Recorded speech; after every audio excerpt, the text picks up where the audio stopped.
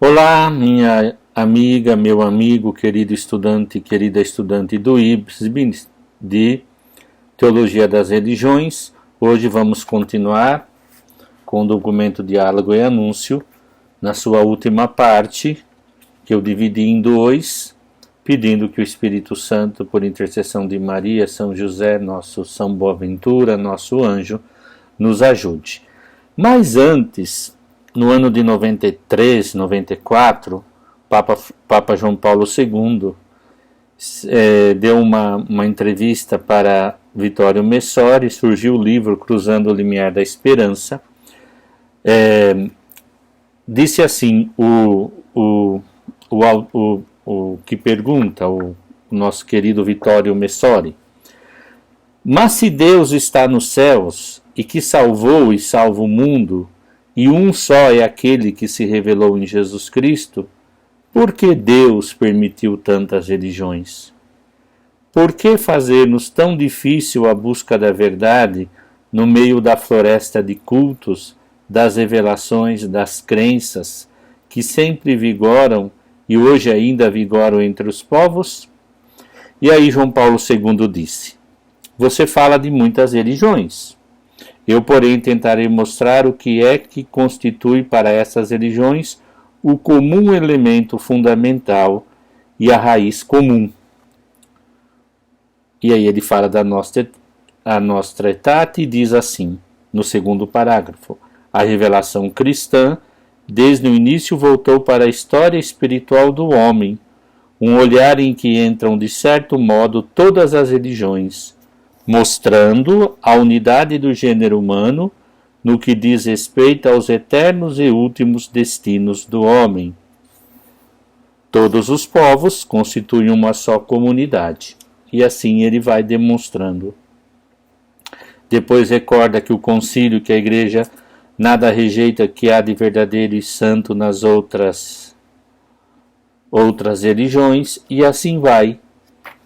E no final diz assim, eu só queria criar um ambiente para a gente ir pensando, né?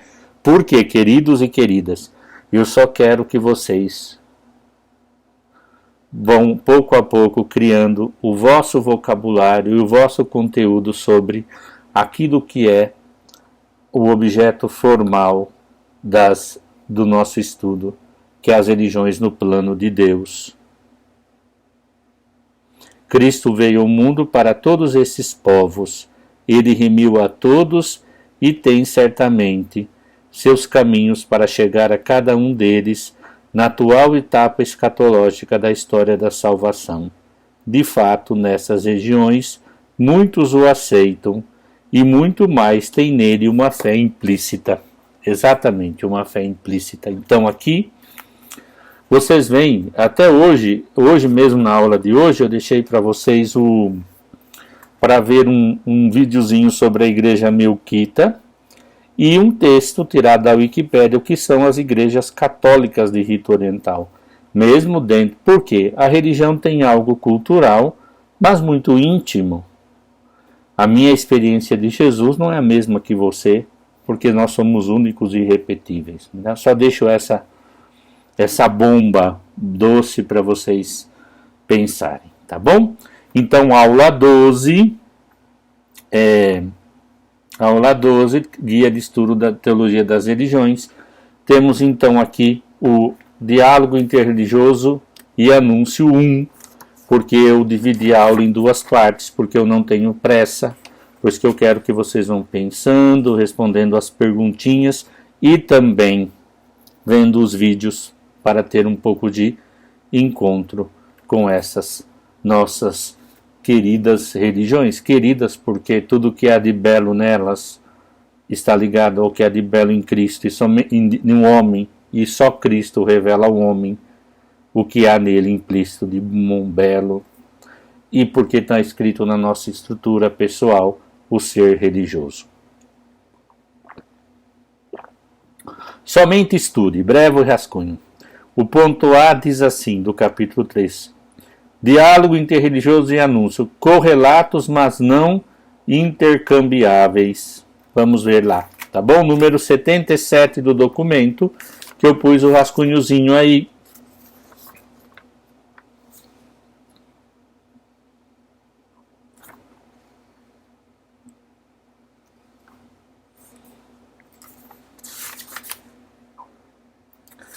Porque eles são correlatos, mas não intercambiáveis. Vamos lá. Número 77. Vem comigo. Vou ler alguma coisa, outra coisa comento para não demorar. O diálogo interreligioso e o anúncio, embora não no mesmo nível, são autênticos elementos na missão evangelizadora da Igreja. O diálogo e o anúncio que nós estudamos são legítimos e necessários, estão intimamente ligados, mas não são intercambiáveis. O verdadeiro diálogo interreligioso supõe, da parte dos cristãos, o desejo de fazer conhecer melhor, reconhecer e amar Jesus Cristo, e o anúncio de Jesus Cristo deve fazer-se no espírito evangélico do diálogo. As duas atividades permanecem distintas, mas, como a experiência demonstra, a mesma igreja local e a mesma pessoa podem estar diversamente empenhadas em ambas. Quer dizer, quando eu sei que Jesus Cristo é o Senhor que me ama, que morreu por mim, estamos na Páscoa, no tempo da Páscoa, vivendo esse mistério, eu desejo comunicar esse amor. Ponto. Deve ser sensível às circunstâncias. Na prática, a maneira de cumprir a missão da igreja depende das circunstâncias particulares de cada igreja local, de cada cristão. Isto sempre implica certa sensibilidade pelos aspectos sociais, culturais, religiosos e políticos da situação, e também uma atenção aos sinais dos tempos, através dos quais o Espírito Santo de Deus fala, instrui e guia. Esta sensibilidade e esta atenção desenvolve-se mediante uma espiritualidade de diálogo. Esta requer um discernimento interior e uma reflexão teológica sobre o significado das diversas tradições religiosas no desígnio de Deus e sobre a experiência daqueles que encontram nelas o seu alimento espiritual. Por caridade, o meu desejo, de Lázaro, de fazer conhecer a Jesus a todos, me faz também respeitar as pessoas que convivem comigo. O documento parece falar de uma igreja local, de uma certa arquidiocese. Não, gente, nós estamos num mundo globalizado. E todos nós nos encontraremos pessoas de todas as religiões e de todas as culturas. E nós somos chamados a entender isso. O meu amor a Cristo e à Igreja e o meu respeito amoroso a essas outras pessoas e religiões.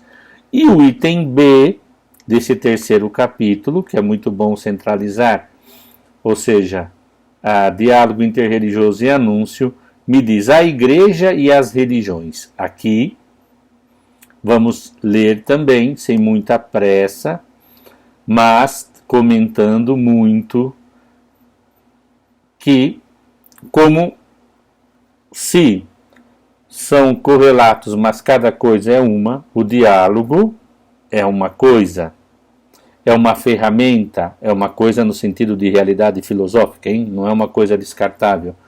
É um ente, é uma ferramenta para eu levar Jesus. Mas então, como que a igreja se relaciona com as religiões? Número 79. Ao cumprir a sua missão, a igreja entra em contato com indivíduos de outras tradições. Alguns tornam-se discípulos de Jesus Cristo na sua igreja, no termo de uma profunda conversão e por uma livre decisão pessoal. Outras são atraídas pela pessoa de Jesus e pela mensagem, mas por várias razões não chegam a fazer parte do seu rebanho. Outras ainda parecem nutrir um pouco ou nenhum interesse por Jesus. Seja qual for o caso, a missão da Igreja destina-se a todos. Também em relação às religiões a que eles pertencem, vê-se que no diálogo a Igreja tem um papel profético, dando testemunho dos valores do Evangelho Ela apresenta interrogativos a essas religiões. Igualmente, a Igreja, à medida que traz o sinal dos limites humanos, poderia ser posta em discussão, quando vê o pecado dos seus membros, por exemplo. Assim, lembrando a oração o encontro do Papa em Assis com as outras religiões, o documento diz: o Papa João Paulo II dizia-o em Assis ao final do dia de oração de jejum e de peregrinação pela paz. Procuremos ver nela uma antecipação do que Deus queria que fosse no curso da história da humanidade. Uma viagem fraterna na qual nos acompanhamos uns aos outros rumo à meta transcendente que Ele estabelece para nós. Está muito lindo aqui. E mediante o diálogo, porque o diálogo, diz o número 80, diz assim: na igreja, a igreja encoraja e estimula o diálogo interreligioso, não só entre ela e as outras tradições religiosas, mas também entre estas mesmas tradições religiosas, quer dizer, entre elas mesmas. E esta é uma maneira de cumprir o seu papel de sacramento, ou seja, de sinal e também instrumento de união íntima com Deus e de unidade do gênero humano. O Espírito convida a encorajar todas as instituições e movimentos religiosos a encontrarem-se, a colaborarem e a purificarem-se, a fim de promoverem a verdade e a vida, a santidade e a justiça, o amor e a paz, dimensões daquele reino que Cristo, no fim dos tempos, entregará a seu Pai. Assim, o diálogo interreligioso é verdadeiramente parte do diálogo de salvação iniciado por Deus. Não sei se vocês viram na Sexta-feira Santa a pregação do Frei Reneiro Cantalamessa lá na casa, lá na celebração da cruz, da adoração da paixão de Jesus, que ele dizia que mesmo na Igreja Católica, que a separação entre os cristãos muitas vezes é por causa de política, não por causa da religião.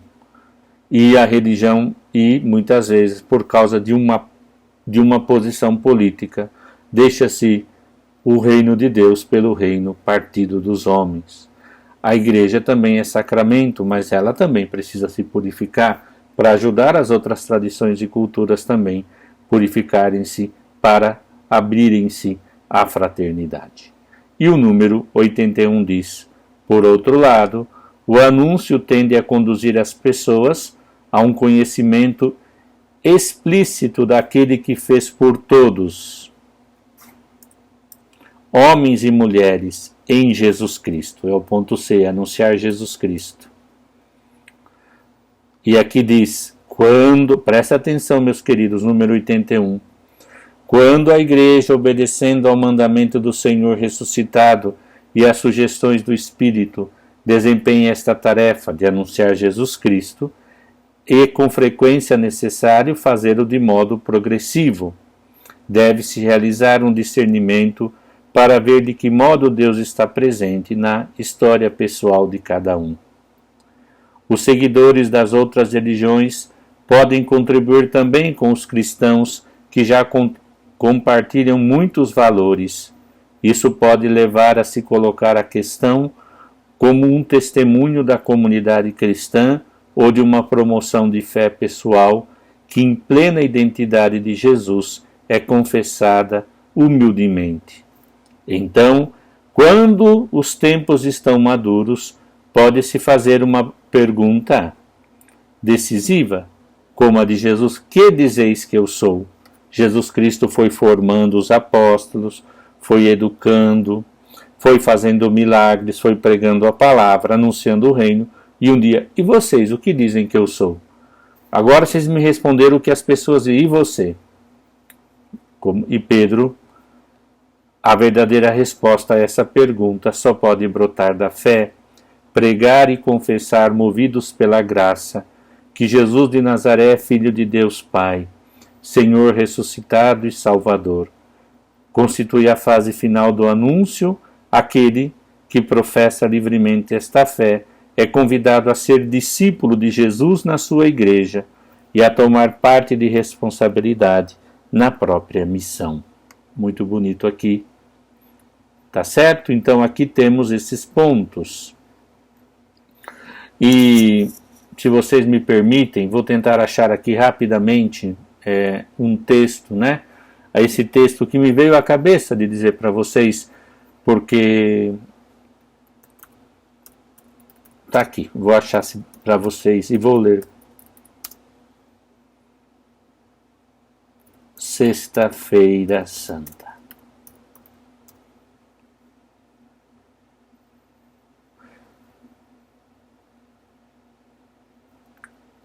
E vou propor para vocês também, depois, se vocês quiserem ler, né, a pregação do Raniero, mas vou ler isso.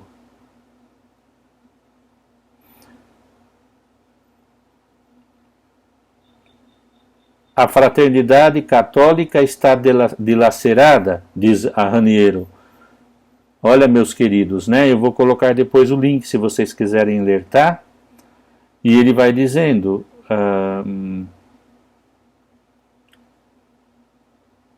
qual é a causa mais comum das divisões entre católicos? Não é o dogma, não são os sacramentos e os ministérios, coisas estas que, por singular graça de Deus, mantemos íntegras e unânimes.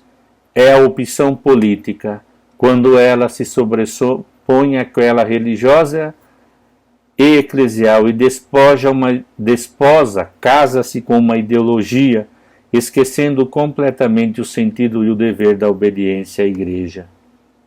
E isso, diz o texto, em certas partes do mundo, é o verdadeiro fator da divisão, ainda que tácito.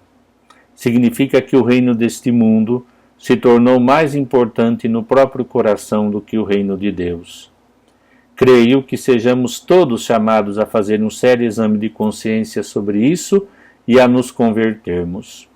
Esta é por excelência a obra daquele cujo nome é Diabolos, isto é, o divisor, o inimigo que semeia o joio, como define Jesus em sua parábola. Devemos aprender do Evangelho e do exemplo de Jesus. Ao redor dele havia uma forte polarização da política. Existiam 4 partidos: fariseus, saduceus, herodianos e zelotes. E Jesus não ficou ao lado de nenhum deles e resistiu energicamente à tentativa de ser arrastado para uma parte ou para outra. E aí diz que e etc, etc. Jesus Cristo não faz partidos. E se um dom ou carisma próprio que a Igreja Católica deve cultivar em benefício de todas as igrejas, este é o da unidade. Então aqui, só para resumir o que eu quero dizer, porque não adianta falar de anúncio, de levar Jesus a que amamos nas outras religiões, porque um dado, sem dúvida, como Deus vê as religiões, são realidades que estão prontas para dialogar, ao menos, com o cristianismo. E nós precisamos viver o cristianismo sem divisão, com amor. Almejar, ao menos, para poder anunciar Jesus Cristo. Então, nós vimos este ponto, paramos por aqui. Então, aqui, vou deixar para vocês um vídeo sobre a Igreja Melquita, sobre a igreja e o que são as igrejas católicas orientais, para vocês aumentarem o vosso conhecimento, porque nós estamos captando, não é? O que, a partir do que a igreja nos ensina, nos documentos que ela nos oferece, para poder compreender melhor as outras religiões. Claro que nós estamos aqui trazendo um vocabulário, mas todos esses temas são muito importantes.